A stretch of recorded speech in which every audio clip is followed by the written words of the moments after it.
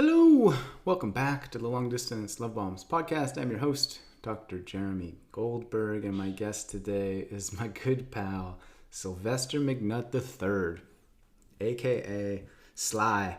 Sly is an author. He is passionate about the idea of freeing our energy. He is a believer in holistic health, holistic media. He's a speaker, he's a coach. He does transformational courses online. He does keynote speaking. He's one of the founding members of an emotional wellness app called Mind, which was founded by our mutual friend Mark Groves, who was also on the podcast. Sly is just a fireball of brilliance. I adore this man. I jokingly refer to his passion as Sly Slams. And in this conversation, he delivers many Sly Slams of wisdom and vulnerability and just truth, raw truth. I adore him. He and I, as well as our pal Caleb Campbell, are currently working on a 5-day challenge called Born to Thrive. It's about taking people from surviving to a place of thriving. We're having live Zoom calls from September 1st to September 5th. It's free. It's totally free. It's on Zoom. You can sign up for that.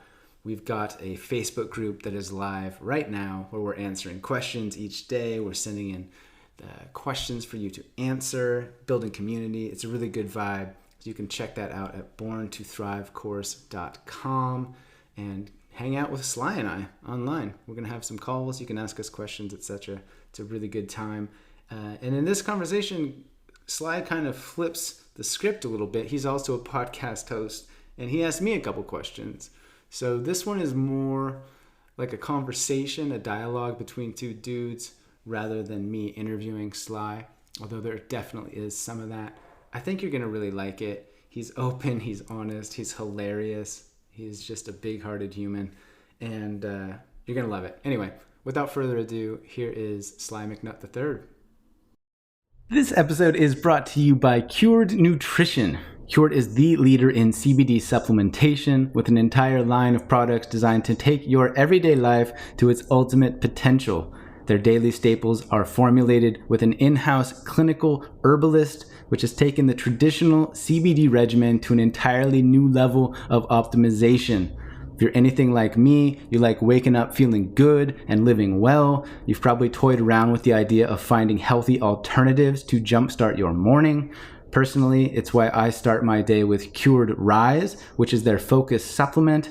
It's a powerhouse blend of functional mushrooms like lion's mane and cordyceps, broad-spectrum CBD, and powerful adaptogens. It gives me clean, clear, and sustained energy without any of the caffeine jitters or crash that I get with coffee. After I get going, Aura is next. It's another blend of functional mushrooms, CBD, and adaptogens, but it's got a twist.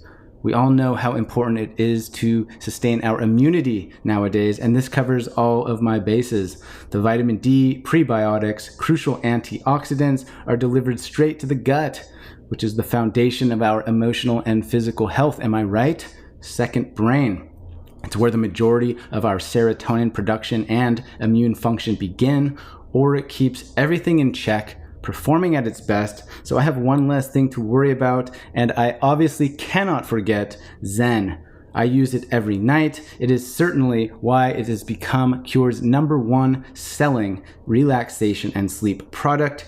You know the long nights spent tossing and turning? Yeah, not with this stuff. It has ingredients like reishi mushroom, ashwagandha, magnesium, passion flower, broad spectrum CBD, so thankfully, restlessness is something of the past. Cured Nutrition products are your answer for a daily dose of health.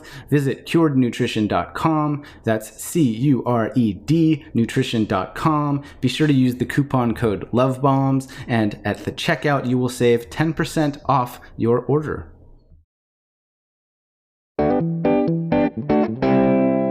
Let's jam. Okay. So, Sylvester McNutt III, Dr. Jeremy Goldberg, we're going to jam, have a podcast chat, have an open-hearted conversation.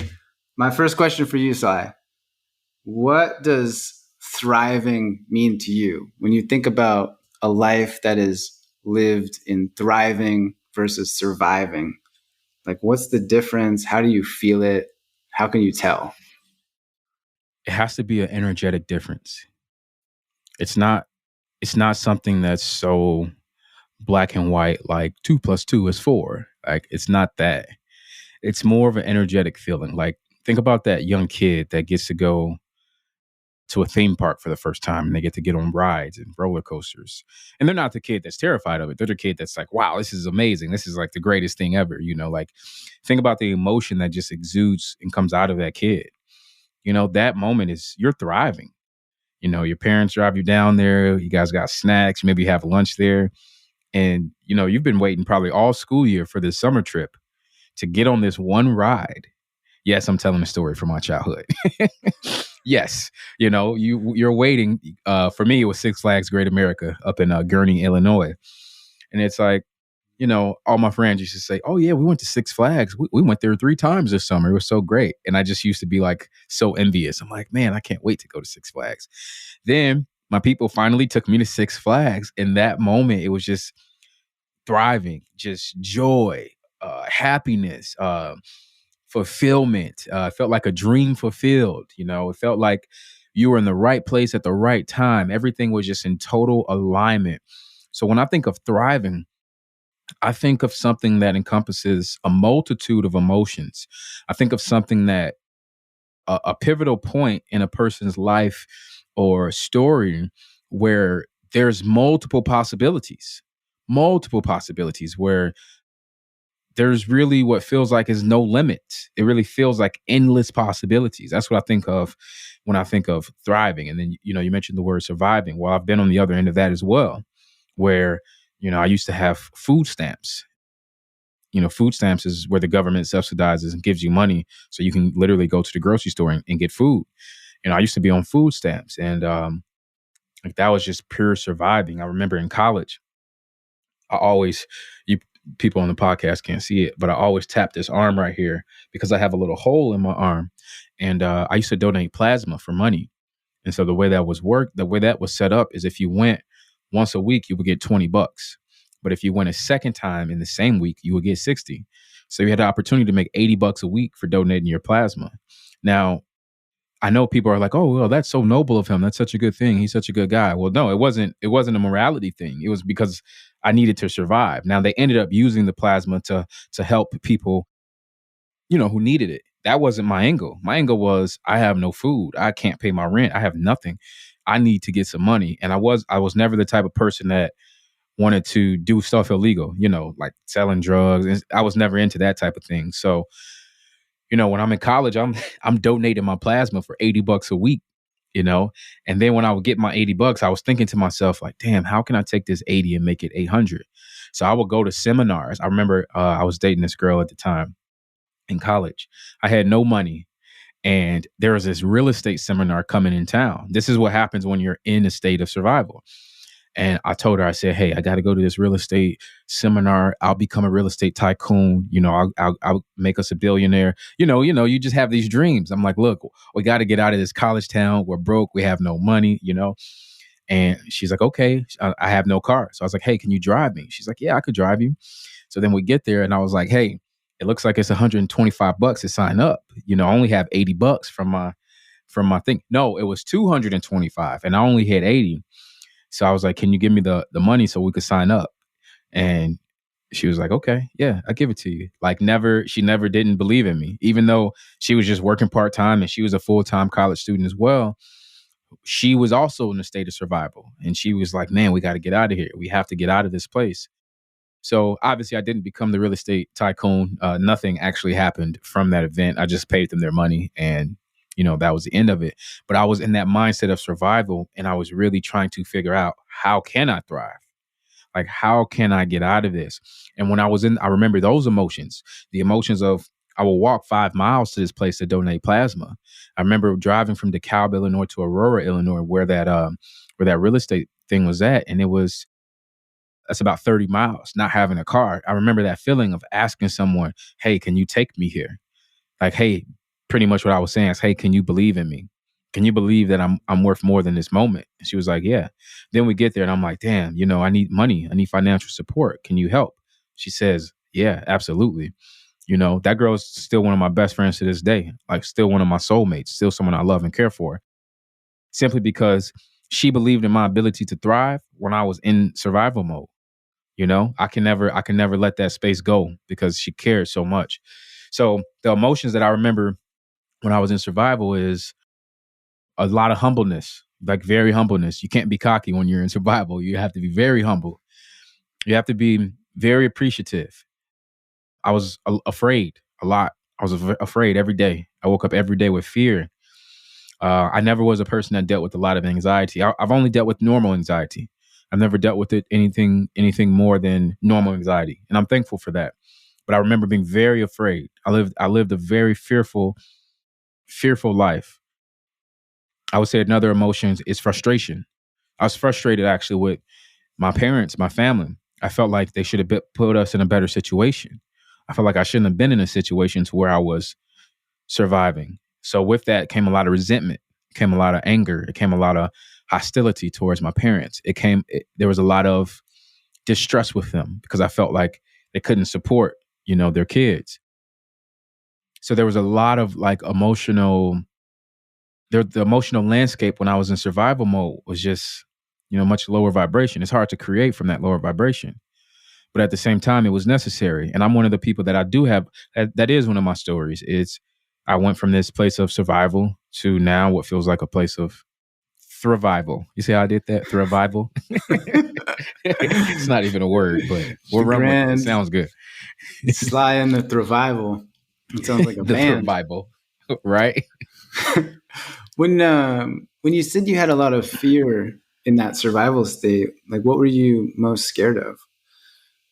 Everything. The fear of feeling like a failure, the fear of shame, because I had a lot of shame, you know? It was like, I'm this popular high school football player. I become a college football player. I'm one of the first people in my family to go away to college.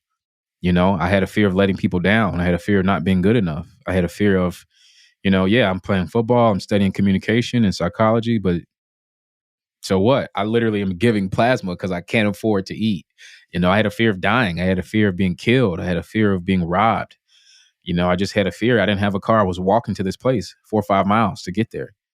Could just had a fear of getting hit by a car. I was, you know, I just had a fear of everything. I think the fears that people have, you know, am I doing the right thing? Am I wasting my time?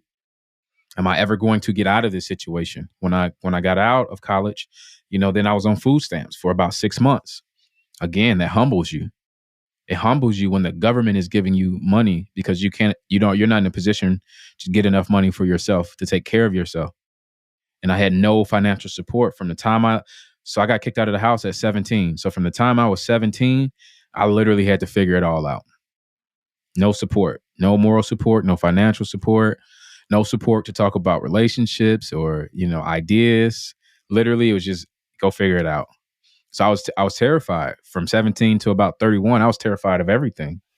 Hmm.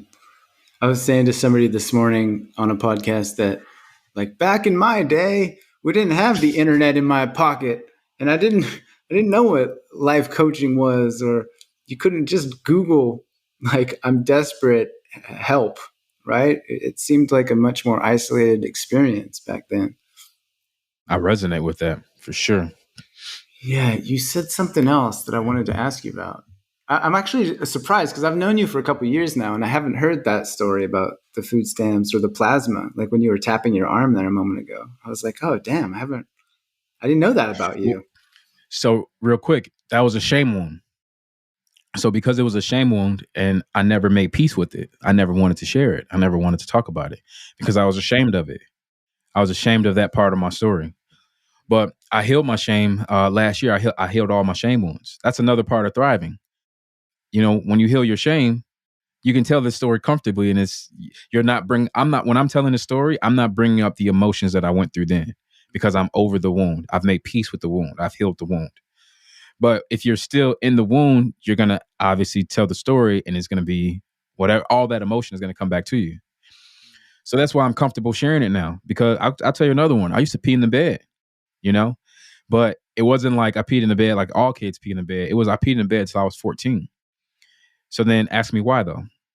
Sly, why'd you pee the bed? So I was abused. I was abused every day in my household. So I was psychologically abused by my mother and physically abused by my father. So that was one of the consequences is my body couldn't self-regulate. It couldn't regulate all my functions. So I would pee in the bed. And I even remember my dad saying when I was 14 and I went to high school, my freshman year, he's like, no girl is going to like a guy who pees in the bed. And I was like, well, that's not very supportive. I remember him saying that and I just wanted to punch him. That was the first time I remember wanting to attack my father when he said that. It's like, wow, like you're the reason this is, I didn't have the language or understanding, but I felt like at that time that I felt like it wasn't normal and I felt like it was their fault. So part of thriving also is looking back on these stories that I'm telling you and finding compassion for my dad, compassion for my mother, compassion for 14-year-old me, 18-year-old me, college me, and honestly, forgiving and just Mm. forgiving them. That's another part of thriving. I love this line by Buddy Wakefield talks about that forgiveness is the release of all hope for a better past. It's that you've let go of the idea that the past could be any different than it was, right? Yeah. I'm curious to follow up on that. Why did you get kicked out of the house at 17? Like, what was going on? Was it a mutual decision or was it a get the heck out of here, Sly? I never actually thought about why. I mean, I know the story of what happened and what triggered the moment, but the actual why behind it, I don't know. I wasn't listening to what I was being told. I was being told that I had to wash dishes. I hate washing dishes. And the dishes that I had to wash, I didn't even eat any of the food. I wasn't offered any of the food. It was my dad and his new ex-girlfriend at the time. Or not ex-girlfriend, his new girlfriend at the time, excuse me. And I just told him no. I said, no, I'm actually not going to wash these dishes because one, I didn't eat any of this food that you guys got. And two, these are not my dishes. So I shouldn't have to clean up after you. You're adults. I shouldn't have to clean up after you. My dad didn't like that. He thought that I was, you know how parents in movies do the whole, well, I'm paying rent and I brought you into this. And he did one of those ego trips. And he was just like, well, if you don't do this, you need to get the F out very aggressively. And he grabbed the frying pan. He grabbed this frying pan and tried to slap me with this cast iron frying pan. And I said, enough is enough. Like you've abused me for almost, it feels like the last 10 years of my life. And I was ready to die. I was ready to die in that apartment. So when he swung at me, I said, let's go then. Let's go. I was 17 now. I've been lifting weights for like 3 or 4 years, Yeah, I playing was gonna football, getting say strong. you Yeah. would have been a big dude by then. Yeah, at that time I was ready. I was like, okay. I was like, I got 10 years of pain and you just whooping my ass and 4 years of training. Even though I probably wouldn't have been able to take them.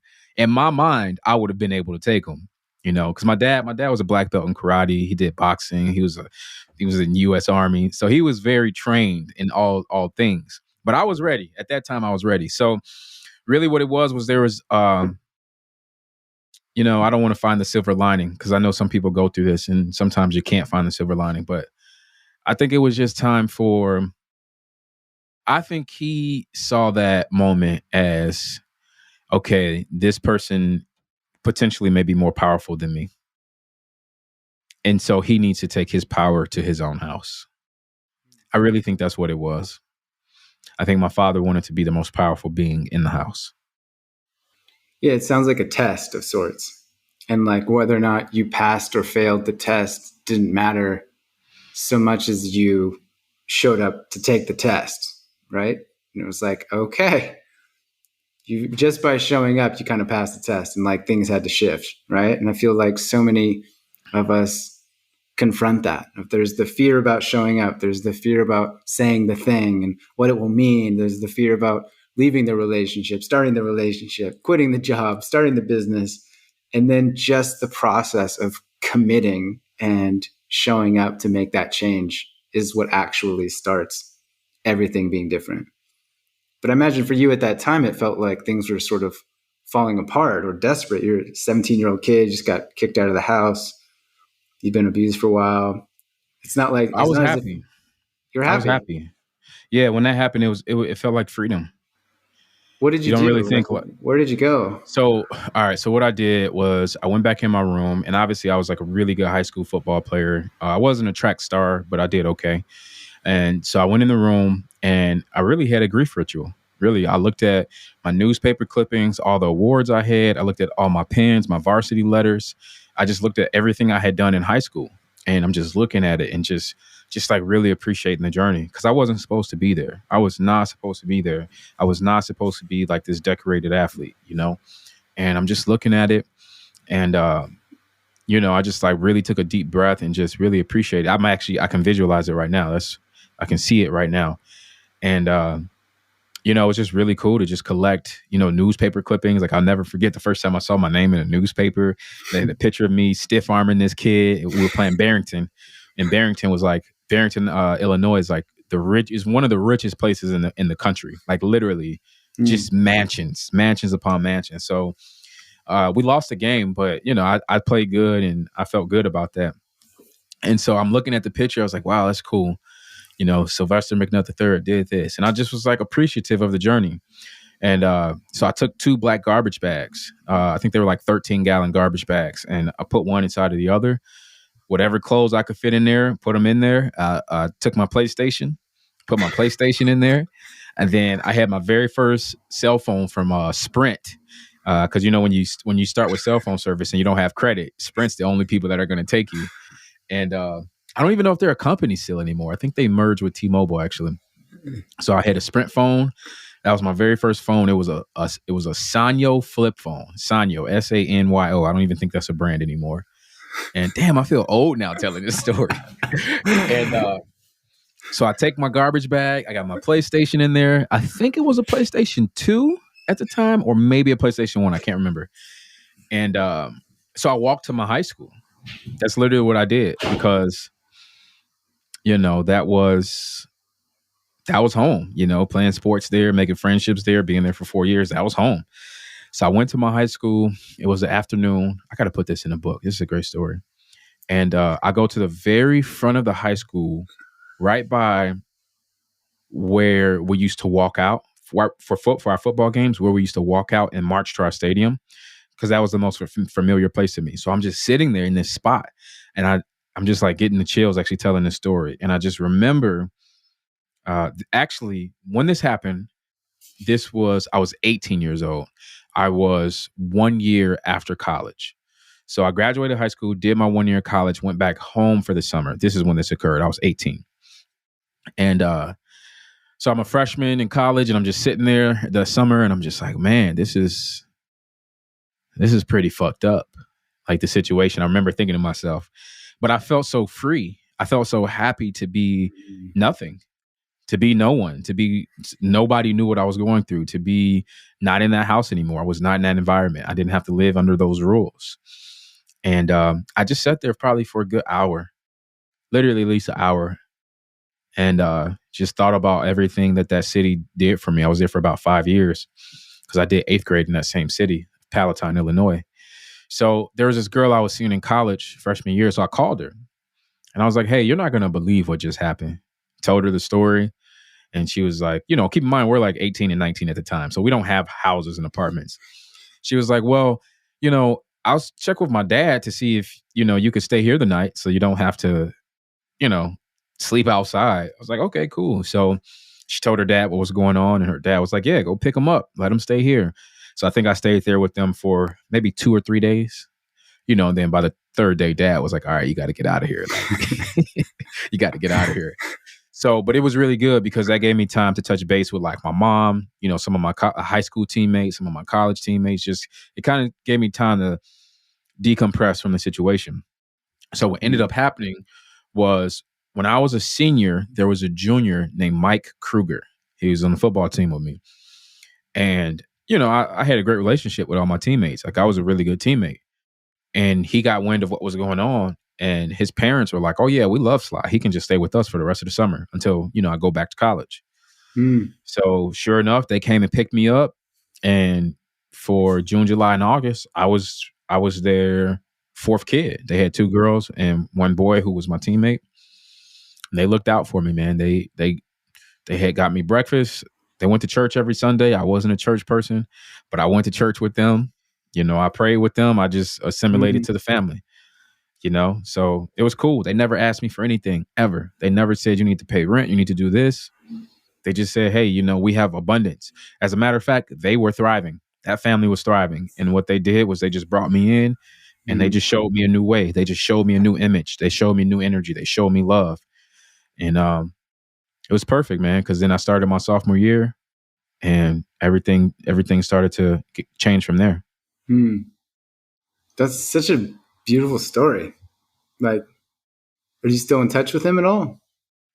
We've been in and out of touch. I've wanted to like do so much for them, and I owe them a Yeah. big steak dinner and birthday cake, all the things, But it's been kind of hard getting in touch with them. We touched base a little bit a few years ago, but Yeah. I just picture you like give him one of your books. Like, hey, look who I am. I've written a bunch of books, and like you really changed my life. but this is the thing about when you're thriving, you don't need it back. You don't want it back. I don't even Mm, think they would accept it. They had so much to give. They were mm. just like, hey, let's help this guy out.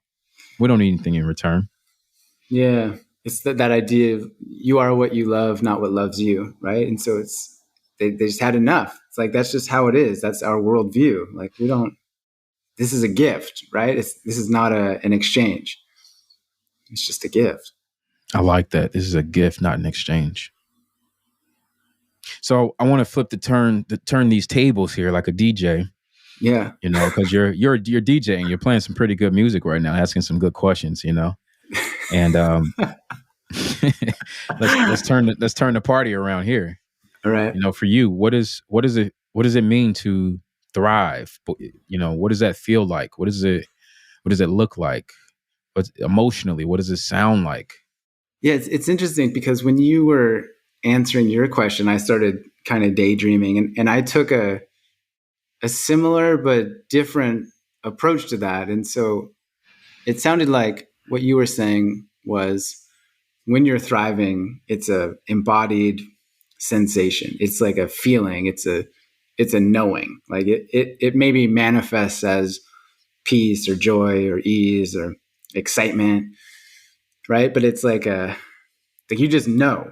You're there, you're present, you feel it, right? Whereas what I started thinking about was when I am in pain, like I don't have to sit there. Like if I stub my toe on the street, I don't sit there and say, am I in pain right now? Or does my toe hurt right now? It's like, no, fuck no. I just know that I am in pain. Like I know that I am suffering, right? It's not like I'm not waiting for somebody to walk by and be like, hey man, you look like you're in pain. Are you in pain? It's like, no, I just know, right? In the same way when I'm heartbroken, when I'm feeling shame, when I'm feeling lonely, or like when I want to give up, or when I'm feeling judgmental and guilty, all of these sensations, like I just know, like I know like something is happening inside of my body, and I might not have the exact specific language for it, but I speak that language fluently, let's say. And so for me, it's the same kind of thing. Like I find when I'm thriving, I experience more serendipitous moments. Like I meet people, or opportunities find me, or so like for example, yesterday we're like having a heat wave where I live right now, and it's very warm, abnormally warm, and we had a heat wave a couple weeks ago that was like a record heat wave. It was so hot to the point where like I went to the store to buy a fan, and the whole aisle looked like the start of the pandemic, the toilet paper aisle where there's just nothing. And I'm like, wait, where's all the fans? It's literally a row in the middle of a store that's just empty. And I asked the staff, they're like, oh no, they're gone. Like all the fans are gone. And so that happened a couple weeks ago, and so there's another heat wave coming. And I was like, oh man, I gotta. My girlfriend and I were talking about fans. We go for a walk yesterday. We come back. We walk in our building, and like right there in the lobby where you like go to get on the elevator or whatever, there's literally, you can maybe see it behind me. There's a fan, a stand-up fan sitting there, and has a sign on it. And it says free. And we like looked at each other, and I was like, Do we need, let's take it upstairs and see if it works. It works fine. It's perfect. There's a remote control. It's like exactly the freaking fan that I would have needed for the last heat wave. But now it's like, it just is here. And so for me, I was carrying it upstairs, like I had just, you know, gone on a hunting mission and come back with a gazelle or whatever. I'm like, look at us. And I just felt in my body, like I'm thriving right now. Like free, amazing things are just happening to me. I don't have to force them. I don't have to work and grind and hustle. I just have to get out of my own way and allow things to be good. And so for me, it's that. It's like more and more the process or the practice is to, like I've heard it described as get still and talk to God, right? It's like find the silence within and just like listen. Like how am I really doing? You know, how is my life really flowing?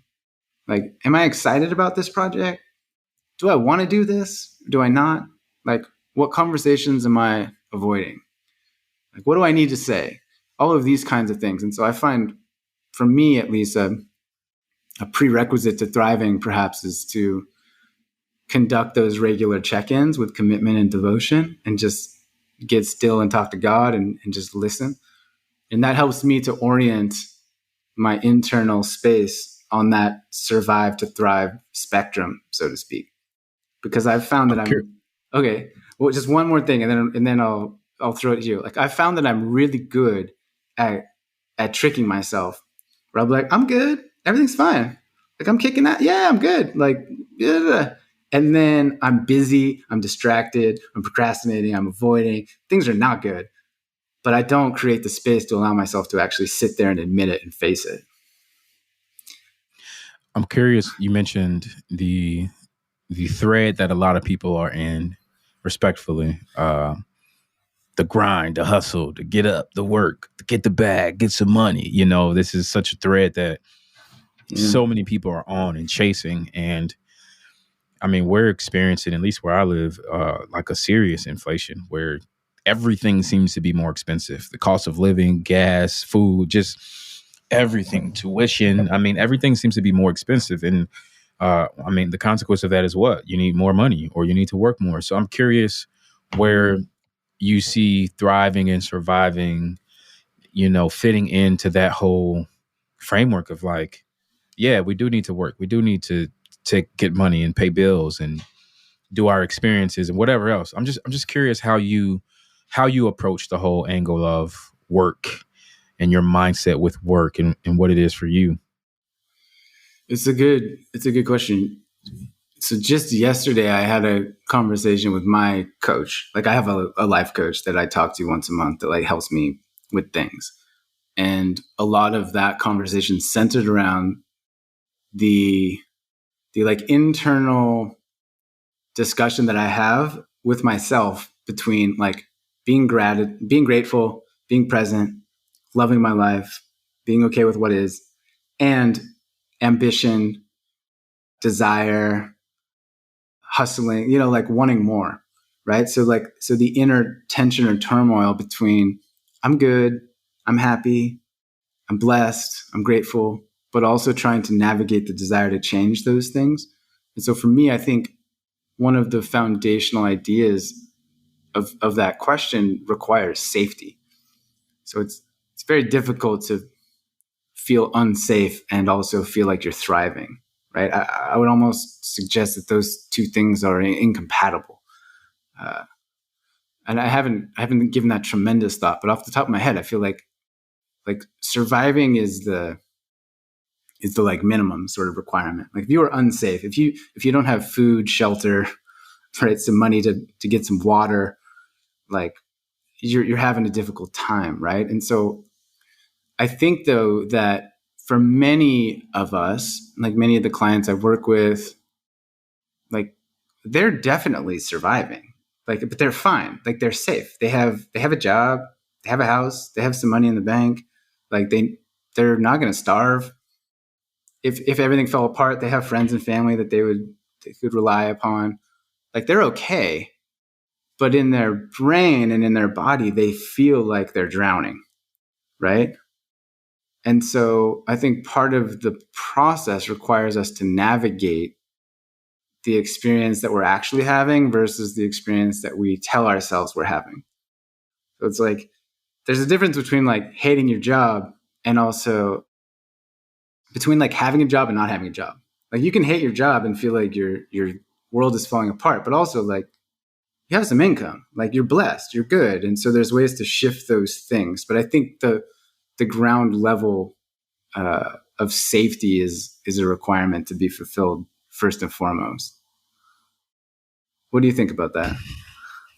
That makes Yeah, that sense? makes a lot of sense. It makes a lot of sense. Like,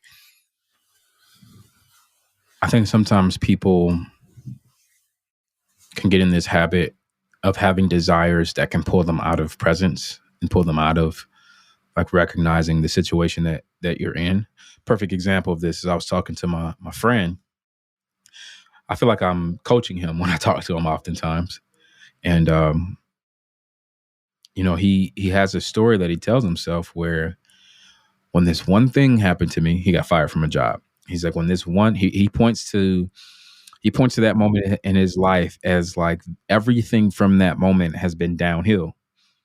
Everything, relationships, weight gain, money, everything has been downhill from when he got fired from that job.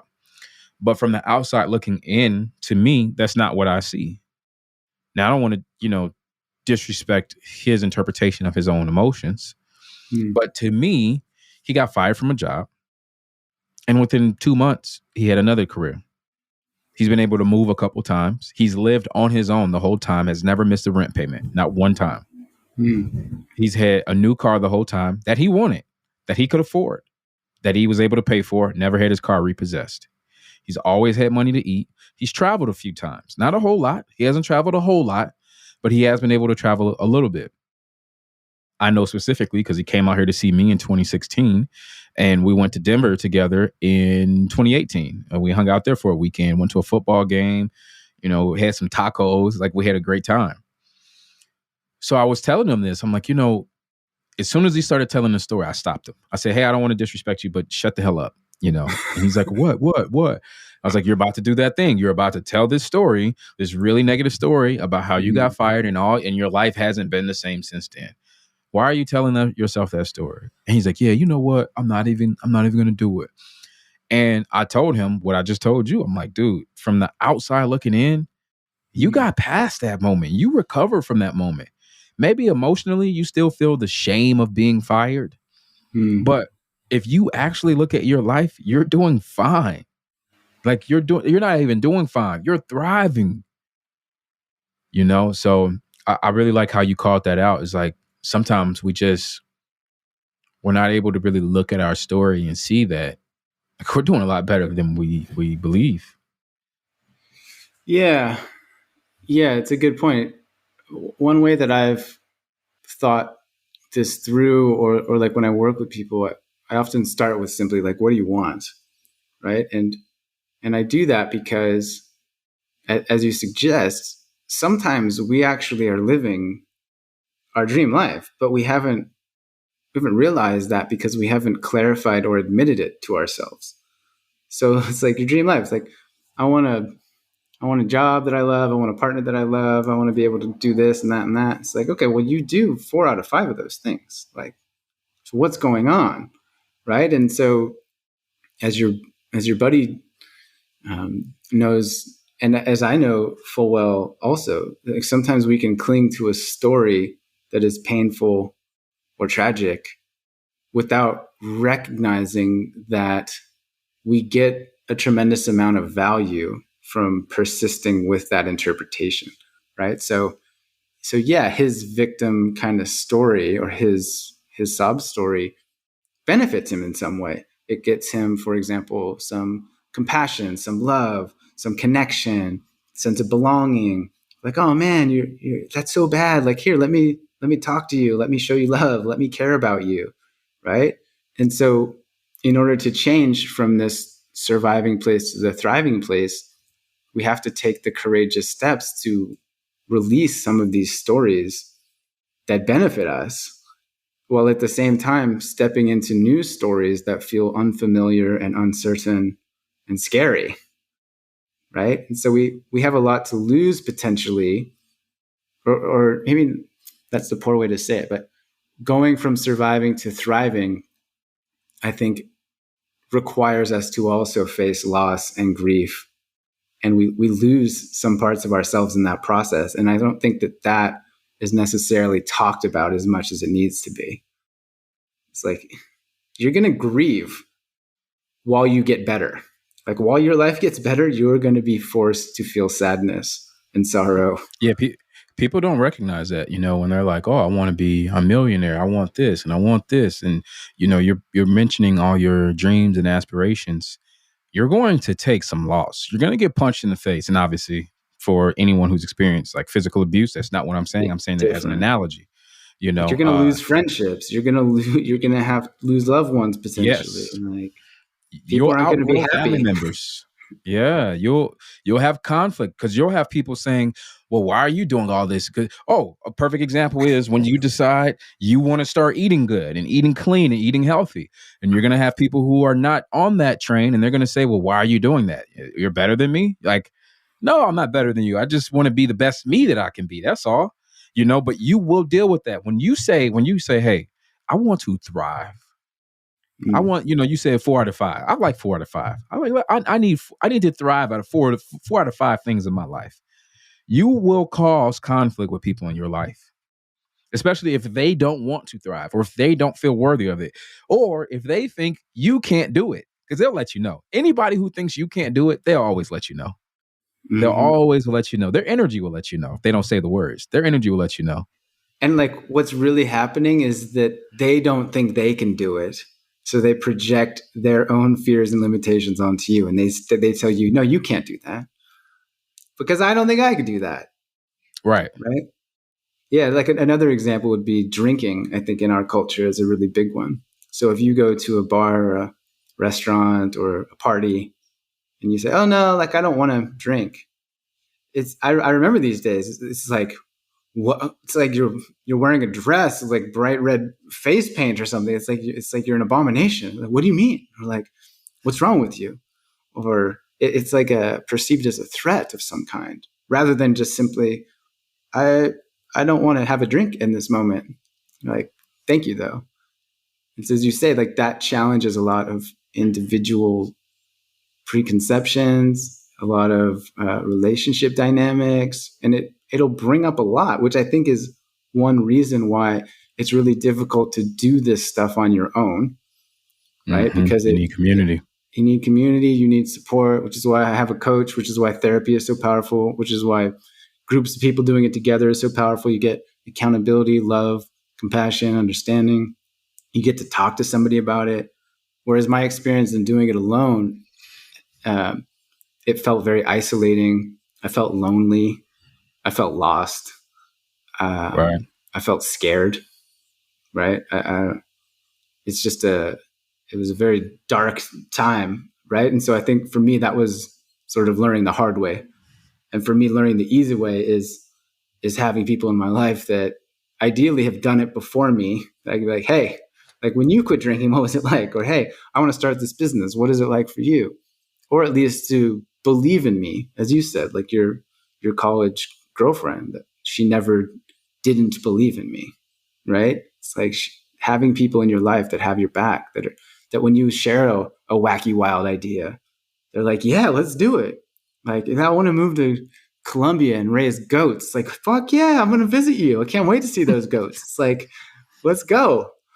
Um, those are rare and special things. And I think to cultivate any of those requires initially for you as an individual to admit to yourself what you truly want and then take some action towards it.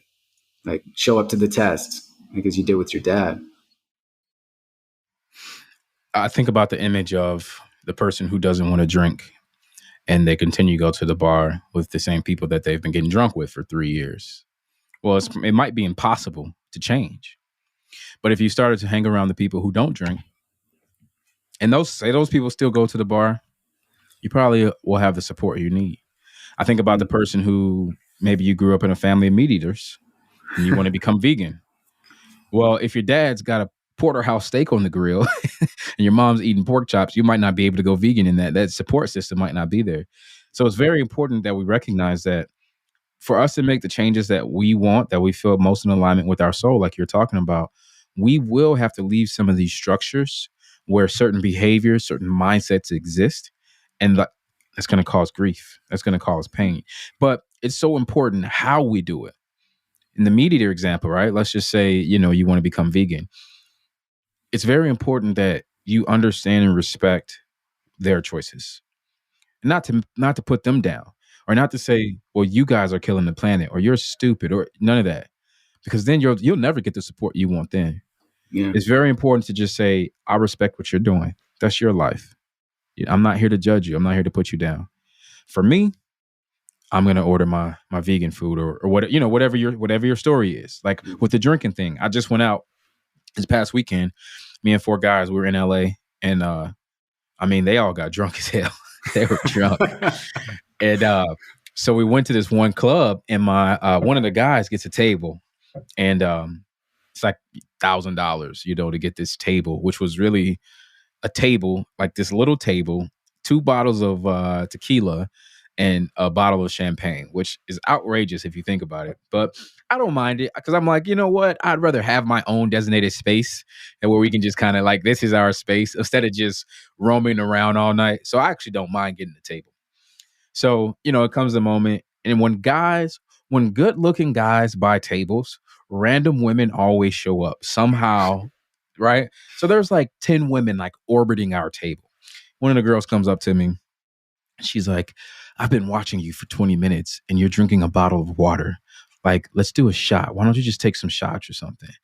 And I was like, why are you watching me? that was the first thing I said to her. I was like, why are you watching me?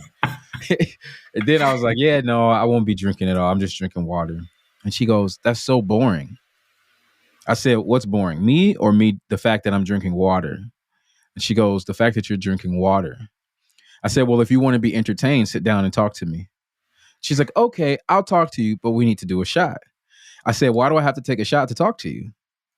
And she couldn't really come up with like anything out. Her angle was, it would make her happy if I took a shot. And now that I think I'm 150, I think I'm 150 days sober from alcohol now. What I've recognized is that oftentimes we want people to validate our own choices and belief systems by doing and mirroring and mimicking the behaviors that we're choosing. And when they don't, it causes a disruption. And that's when a person has to go within. When you get in that moment of disruption, you have to go within and you have to figure out what's truest to me. Because if I would have taken that shot with that girl in that moment, I would have been self-betraying myself. And I can't do that. I can't self-betray. If I take a shot ever, it has to be because I genuinely want to, not because I need to appease her. And I hope whoever listening to that can recognize, like, that's one of the keys to thriving, to recognize, like, I'm not going to self-betray. Yeah. And it's not as if you were judging or shaming her for her choice. It's like, yeah, Not sit at down. all. Like, you can have a shot. Go for it. I'm going to have my water and let's connect. Yeah, I agree, man.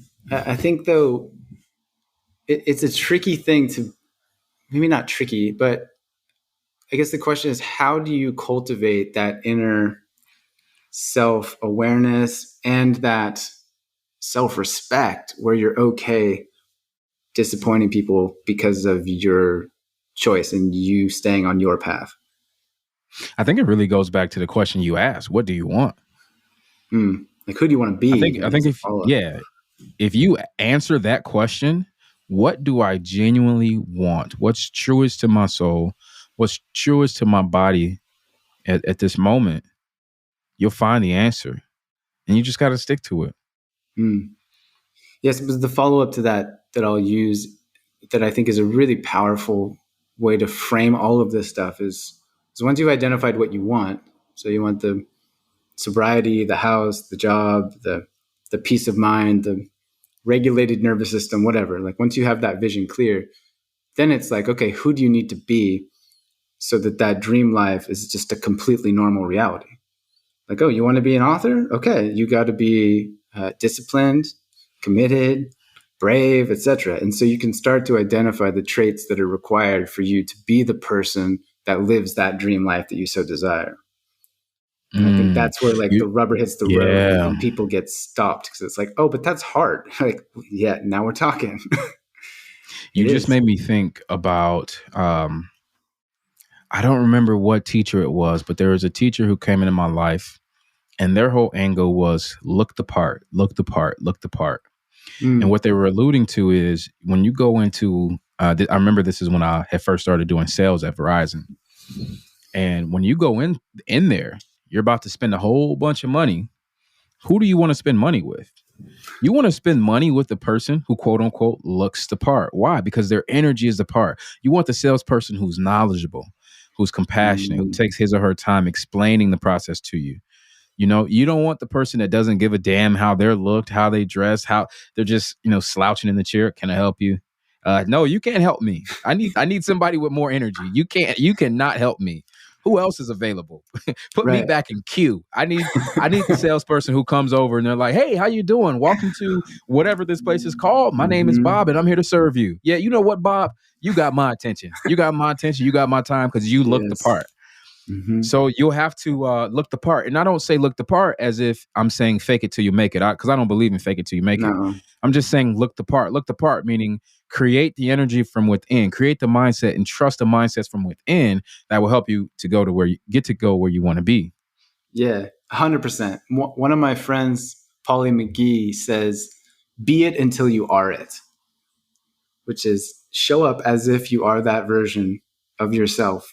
And you just put the reps in, and eventually you become that version of yourself. You don't have to fake it. You don't have to do any of these manipulative disguises. You don't have to put a mask on. It's just like be that version of yourself until you are comfortably embodied as that individual. Mm-hmm.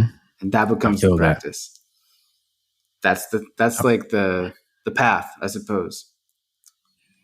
For me at least, that's an ongoing process where the little voices come in sometimes. It's like the old stories, the old beliefs, the fears, the judgments, the desire for comfort, the desire to not do this hard thing today, let's do it tomorrow, right? And so I think that internal dialogue is an ongoing thing to pay attention to and to navigate, let's say. Do you feel that Well, as well, or do you? I deal with all that. I deal with all of that. I deal with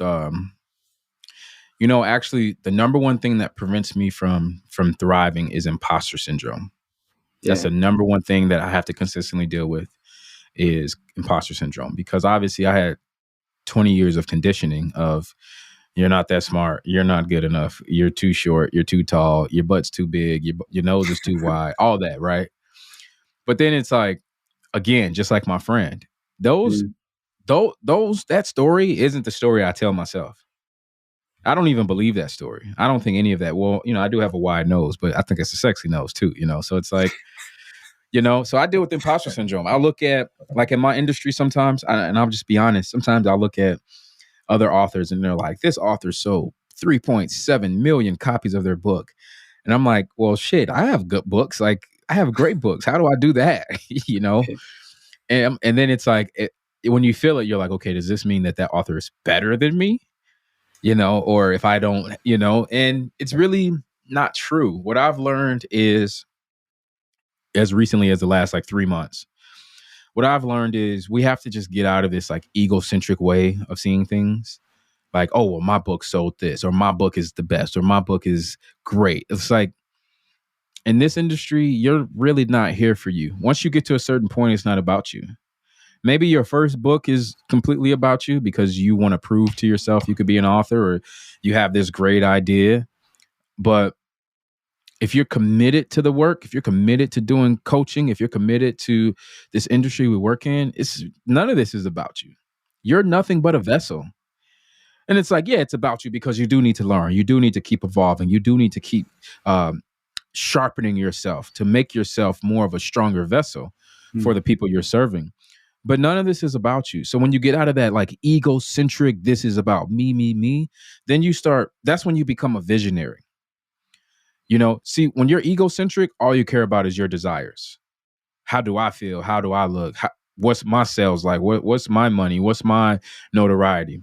But when you become a visionary, you're not in just your desires. You're wondering about the world's desires. What does this community need from me for me to serve them? Like, how can I be a vessel to serve this space of people, whether that's friends, family, online community, fitness community, local yoga community? So for me right now, I feel a transformation where I'm letting go of my like egocentric conditioning, good or bad, and I'm really tapping into more of like a earthly, more soul centered. How can I serve energy field? That feels really good for me. It feels really good. It feels a lot lighter than before. I love that. I wrote something a while ago about how I have a PhD and I have imposter syndrome also.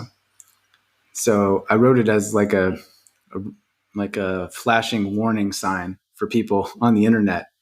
Like, if you think that you're going to get that piece of paper or that diploma or that job or that number in your bank account and suddenly everything's going to go away, I have some troubling news for you, because in my experience, it's not how it goes, right? And so, yeah, that imposter syndrome, I think, is a very valid approach to being a beginner at something. I think it gets a lot of negative publicity. It's like, yeah, Mhm. like I remember getting my driver's license when I was 16, right? I went there, passed the test, got my license. Suddenly I could drive. And I was like, I feel like a complete imposter. Like, I'm not a driver, right? Like, I have my driver's license, but I don't feel like I'm a driver yet. And so, like, yeah, I was an Mhm. imposter. I'd never driven by myself anywhere, never done a road trip, etc. And the same thing happened when I graduated. I studied marine biology. I remember I got my diploma. It's like, here's your bachelor's degree. And I was like, I'm not a marine biologist. Like, I don't know anything. I feel like the biggest imposter. And it's like, well, yeah, you are. Like, you've never written a paper, you've never conducted an experiment. You're not a marine biologist yet, but like, you have everything that you need in order to become one, I think, is the point. And I feel like the imposter syndrome is a sign of that. It's almost like a breadcrumb on the path of where you truly desire to go. It's like, oh, I want this, but it feels really awkward and uncomfortable. It's like, yeah, you're doing it right.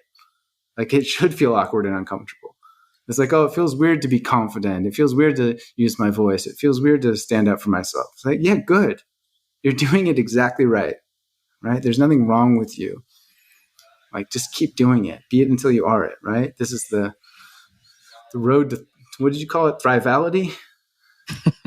Thrivication? What did you say? We could thrivation, Thrival, I think you throtality, said. thritality. Like we could just do it however we want.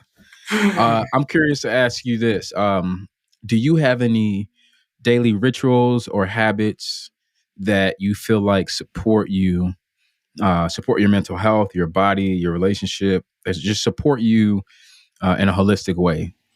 Yeah, for sure. I'm a creature of habit, for sure. One is sleep. Like, I feel like sleep is a severely underappreciated superpower. So, like, I try to get good sleep. I every morning, like, I do stretches, like, I move my body. I meditate. For me, meditation has been like a game changer in terms of learning to, like I call it, like, awareness practice, or like presence practice. For me, like, or boredom practice. It's like, it helps me to understand what's going on inside of my body. It helps me to realize that my thoughts are just the rantings of a lunatic. Like, I have an entire insane asylum in my brain. Like, my body is like an apartment building filled with crazy tenants, and also recognizing that that's not me. Like, that I am different than the thoughts that come through my vortex. And yeah, I try to eat staples. Like, I try to eat good food. I try to eat more vegetables. I try to drink a lot of water. Uh, Nature, being out amongst actually earth, right? Experiencing genuine earth rather than the hustle and bustle of the city. And I always go back to, like, more recently I've been going back to you as like an energy thing. Like I hear your voice sometimes, like I gotta free my energy, or like I need some good energy. And so I'm trying to practice being more present in my body and using that as a navigation system. But the things I just mentioned are extremely helpful. And then relationships, like I've started, as a consequence of recognizing that I'm really good at being a hermit and I'm really good at staying focused and avoiding the world.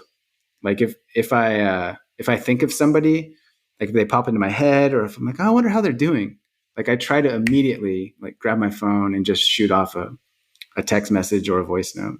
Like, hey, I'm thinking of you. Like, how you doing? Or hey, you popped in my head. Like, I miss you. And so that for me helps to tenuously, at least, maintain relationships with people that I care about, because I find those are just vital, life affirming treasures. Yeah. What about you? I really believe in simplicity, like to the core.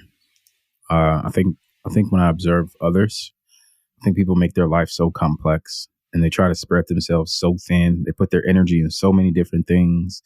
They're investing in so many different ideas. And while maybe some people can do that, I don't think most of us are set up that way. Mm. And so for me, I'm very, very simple. I need exercise every day.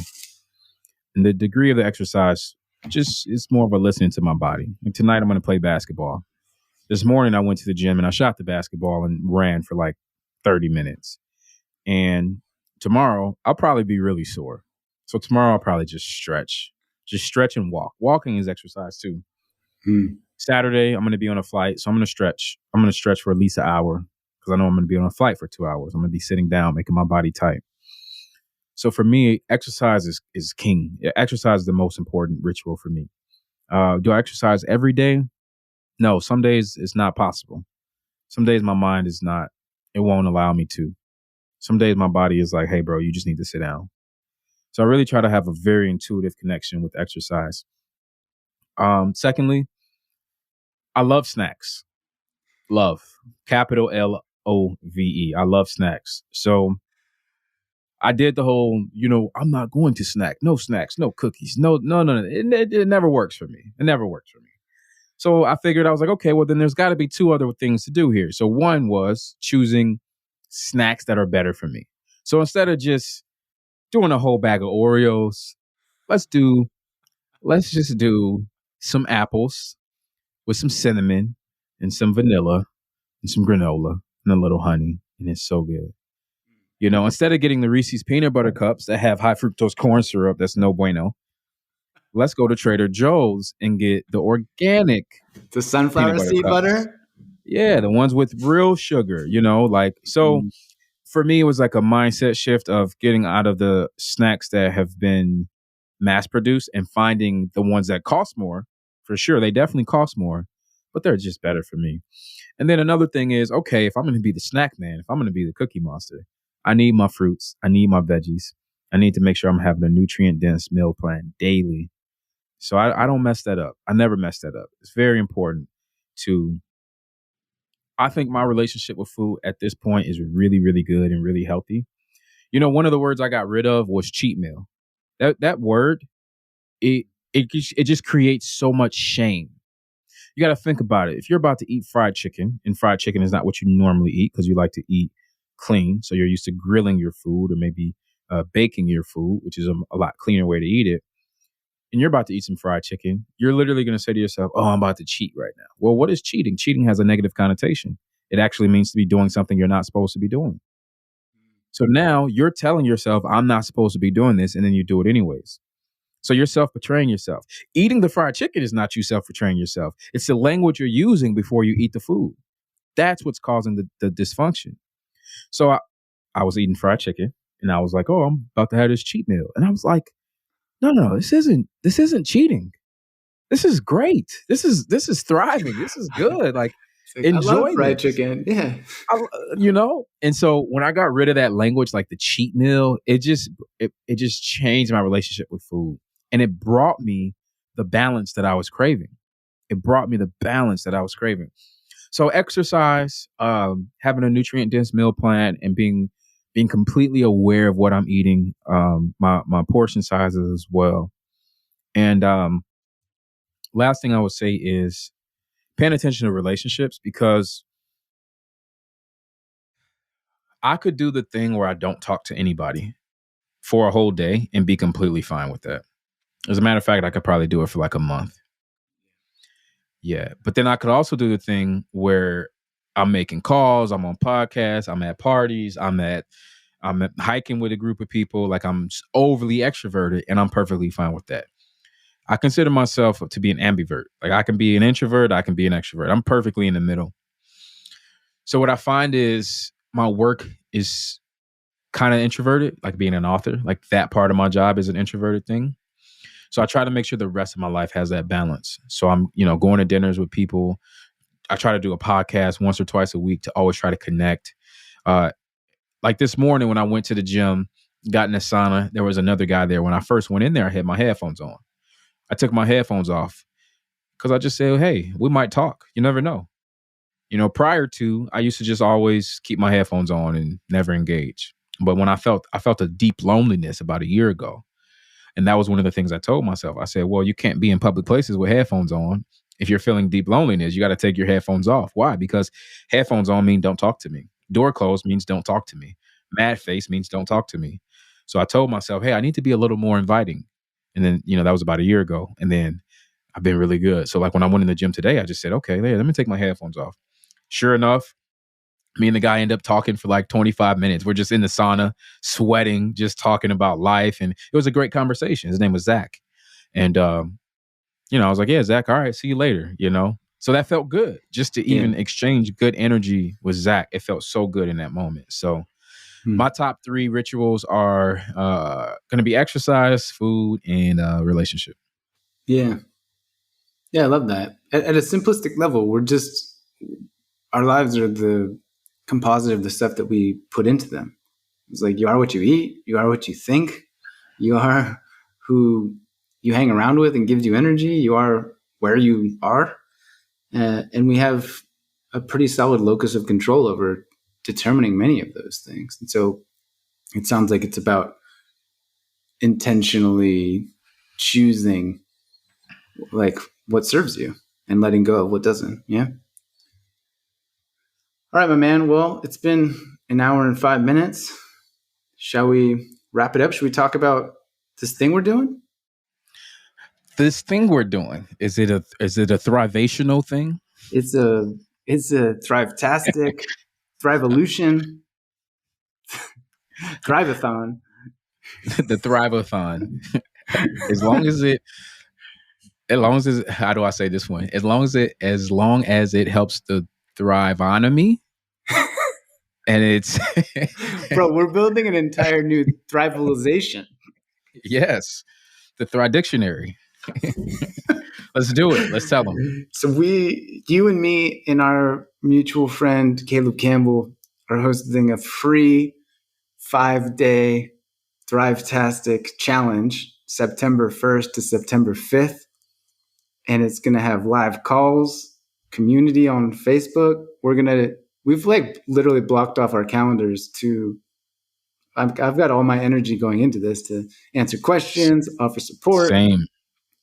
Like when we're doing a thing, and people can go to borntothrive.com. Oh, sorry, borntothrivecourse.com. Give us your email, sign up. Born to Thrive course.com. And it's not a 2 like the number 2, it's TO. Yeah. Born to Thrive course.com. I'm excited about it because as a coach, we talked about being an introvert, as a creator, as an author, I've had a long craving to create something with others, who are aligned, but are also different. I think that's also so important, to respect people's differences. And so I just think it's beautiful that we've been able pretty much all summer to lay the framework and discussion and just bounce ideas off of each other and just grow this thing to where now we're actually ready to present it to people and then to Yeah. invite people in. And so it feels good too, because we had to get out of our like introverted, I can do this on my own way. And part of the invitation that we're telling people is, if you really want to thrive, you need to stop doing everything on your own. Like, you got to come in community. You have to collaborate, So I just feel this on a soul level. That's why I feel so connected to it.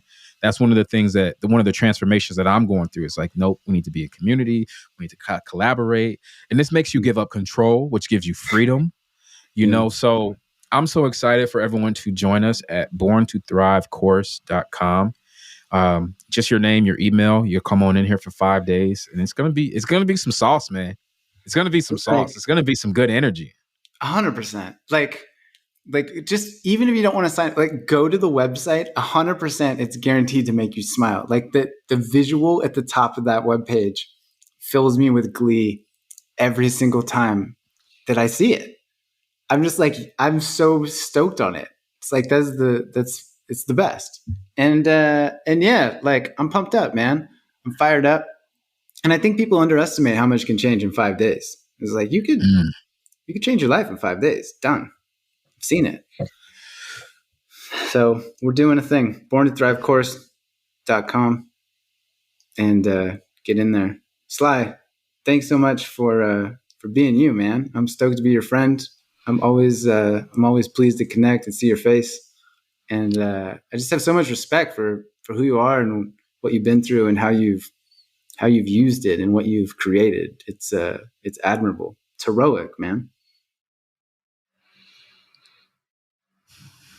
Thank you. I had to pause for a second to take that in, and man, thank you. I appreciate that. I really do. Yeah, man. It's great. It's great to work with you. Build something here. We've been talking about it for a while, so Yeah. it's pretty cool. It's like it's Do you happening. remember, like, this started months ago, and you were all fired up, Sly-tastic, and was like, Jeremy, this is what we're gonna do. I'm gonna build my thing. You're gonna build your thing. Caleb's gonna build his thing. We're gonna keep in touch. We're gonna make this happen. Like, how about next week? You're gonna launch it. And I was like, whoa, man. Like, what if, like, can we just do it together? And then you're like, all right, let's call Caleb right now. And you called Caleb. Do you remember? And he was naked or something. And we're like, Yeah, he had just got out the shower. He's like, "Hey, what's up, guys?" and he didn't mean to answer the phone, and he was just like topless. And we're like, bro, we got an idea. We're doing this thing. It's happening. And now to like see it all come to fruition is super exciting. And yeah, stoked to connect, man. We definitely need to. We need to get together. We need to role play, recreate that scene, and we got to put it out. We got to put it out, man. People need to know how this thing was born. They need to know the real story of how collaborations actually happen behind the scenes. All right, brother. All right, brother. Thank you, man. Appreciate you. Appreciate the space you create. Talk to you soon. Isn't he just the best? That story about him selling plasma and having to walk several miles to do so in order for him to have food to eat and then getting kicked out of his house. Whew. He's so open. It's so impressive and admirable and heroic to me what that man has built and become. He definitely embodies somebody that has gone from surviving to thriving, sparking his wisdom everywhere he goes. His words are power. As I mentioned previously, he and I are doing a 5-day challenge with our friend Caleb Campbell, September 1st to September 5th. Live phone calls on Zoom. You can ask us questions. We're going to do some teaching. We're going to have a dialogue, build some community. There's an ongoing Facebook group as well, where there's lots of people interacting, building some bonds, working through some stuff together. You can check that out at borntothrive.com. borntothrivecourse.com. I completely screwed that up. borntothrivecourse.com. Check that out. Find him on the Instagram. Follow him. And thanks so much for being here. I appreciate you listening. If you're new to the space, my name is Jeremy. You can find me on Instagram at Long Distance Love Bombs. I've got a book, a podcast, obviously, a print shop. Yeah, I'm in it. Okay, I'm rambling. Take care, keep smiling, and I invite you to thrive this week. So accept that invitation, please.